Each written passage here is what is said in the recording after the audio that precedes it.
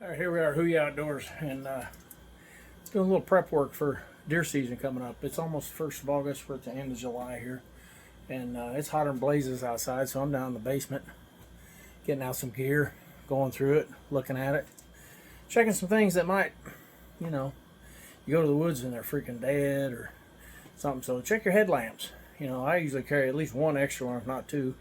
Something happens, they always get pushed on in your backpack, in your pant pocket, something.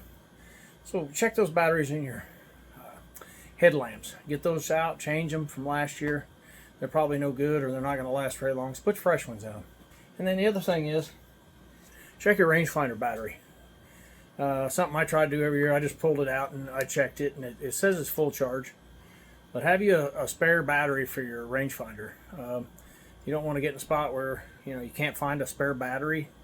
Keep it on your workbench where you keep your stuff, or keep it in your backpack or in your binocular bag.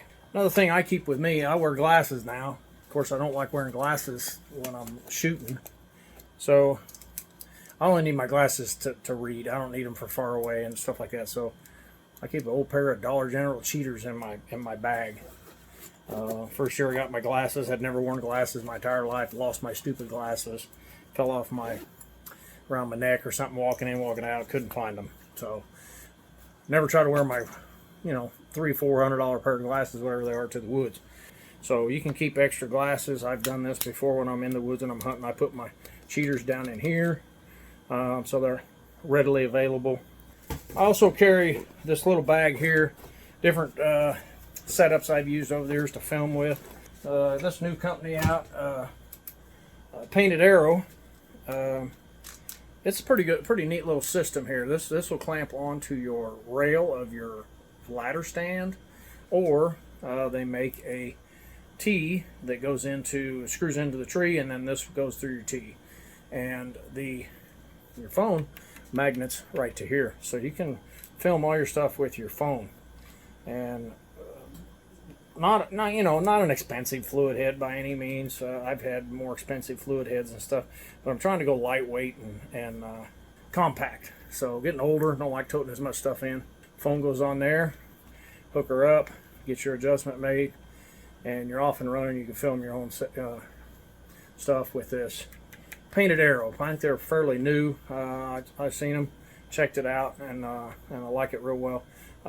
Since I've tried to go to mainly ladder stands now, trying to get away from clamp-ons. Had an accident in 2015. Ladder stands are just a lot safer. I found some ladder stands at Rural King where I live after season. Check out them after season sales. They're 18 footers, 18 I believe to the seat, 18 or 19 to the seat.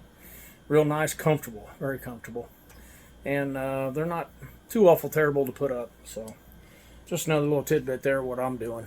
Me and my buddy Jay from Who Ya Outdoors, we're using them now pretty religiously, and ground blinds. We went to ground blinds as well, and we hunt off the ground with our ghillie suits. Being as we're using crossbows, it's a little easier, obviously, with a crossbow to hunt off the ground. So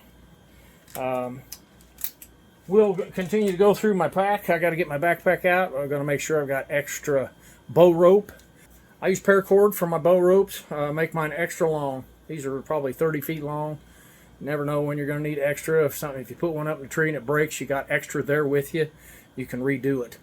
Just a little bitty carabiner on there. That's what I like to use. Put it through your cam, flip it around, hook it in, and you're good to go. Now the one drawback to paracord, dropping your bow down, especially with a crossbow, going to wear your gloves when you slide these down, because this will burn the crap out of your fingers. But paracord is very durable. It lasts a long time. I've had these up 4 or 5 years in the tree and never had any problems with them.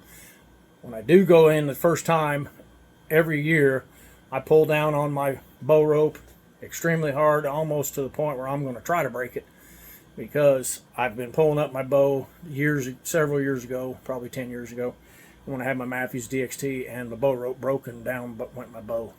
Broke my sight, but didn't do anything else to the bow. But I was done hunting for that day. Couldn't hunt that morning. So I always keep extra bow ropes. I put those in my backpack just in case if I did a new set and forgot to put one on it, or like say if a squirrel chewed on it or something. So I use a tree spider. I got this years ago. and I love it. I think it's lightweight, it's comfortable, it's not hot.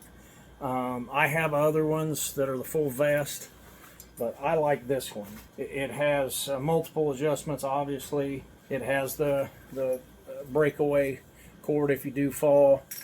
Comes with an aluminum carabiner. Most all your garments now have a spot in the back to put this through. And the other thing I found one year cost me a deer. I put this on under my pants. I don't put it on over my pants. I put it under my outer pants. So I was trying to pivot on my seat, caught my seat with the strap, made a noise, got busted, off goes the deer. So lesson learned, I put my strap under my outermost layer last. So that's how I do that. Everything else is on the underside of my layers as well. This is never on the outside because, you know, we can put our tether on the outside through our slot. If you don't have a slot, like I have one of my garments that I like, had the wife cut me a slot and sew it back up, so I've got a slot there now, so I'm not going out the back and the top, and I can't pull my hoodie up that comes with it. Take it to a local sewing shop to help you out. Look at those things before season starts, so you ain't scrambling, you know, once season starts to try to fix those things. Just some tips here from you from Jeff here at Who Ya Outdoors. Starting my 30th season, I believe. We're going to bring you a ton more content, so this is a little bit long for content video, but we'll be back at you with more Who Ya Outdoors.